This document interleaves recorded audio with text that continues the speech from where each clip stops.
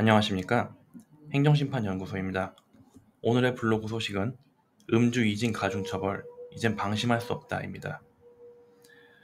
실제 사례를 통해서 시작해 보겠습니다.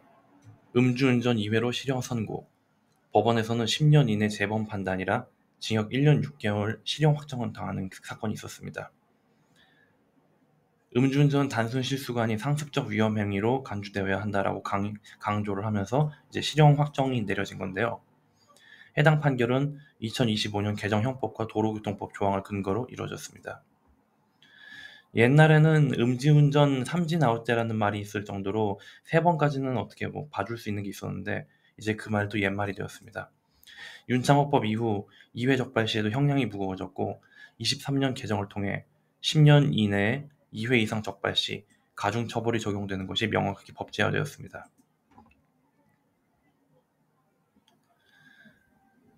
25년 대법원 판례에도 따르면 음주운전 1회 이후 9년 10개월이 지난 시점에서 2회 적발된 피고인에게도 이진 가중처벌이 적용되었습니다. 10년 이내 재범은 모두 중범죄로 다룬다는 법원의 입장이 계속 변함이 없었습니다. 일반적인 기준과 다르게 이진 가중처벌의 기준은 다음과 같습니다. 혈중 알코올 농도가 0.03%에서 0.2% 미만일 경우 징역 1년에서 5년 사이 혹은 벌금 500만 원에서 2천만 원 사이를 받게 됩니다. 또한 0.2% 이상의 혈중 알코올 농도가 나오게 되면 징역 2년에서 6년 사이 그리고 1천만 원에서 3천만 원 사이의 벌금을 받게 됩니다. 그 외에도 사고 발생 시 형량에 따라 인명피해가 있을 경우 최고 무기징역이 가능하며 면허 취소 또한 사망사고의 경우 5년 이상의 면허 취소 기간을 갖게 됩니다. 물론 이제 행정심판을 통해서 형량을 낮출 수는 있지만 행정심판 또한 차분히 그리고 정말로 필요한 자료들을 잘 준비해야 됩니다. 우선 행정심판을 통해서 하려면 처분 통지를 받아서 경찰청에서 면허 정지 취소 통지서를 받으신 다음 행정사들을 통해서 행정심판 청구 접수를 하셔야 됩니다. 그렇게 되면 저희는 중앙행정심판위원회에다가 행정심판 청구를 하게 되고요. 그동안에 저희를 통해서 사유서, 재범 방지 교육 이수증, 생계곤란 사유와 직업 관련한 자료 등 변호할 수 있는 자료를 최대한 많이 작성해야 합니다. 그 외에도 신문이나 서면 심리를 통해서 직접 출석하여 진술하거나 서면을 통해서 진행하는 과정이 있고 그 결과 결정 통보가 내려져서 기각 혹은 인용이 되게 될 것입니다. 행정심판을 통해 형사 판결과는 별도로 면허 구제를 받을 수 있는 가능성이 있습니다. 특히 생계형 운전자인 경우에는 면허 유지 여부가 생존과 직결되기 때문에 전문적인 대응이 필수입니다.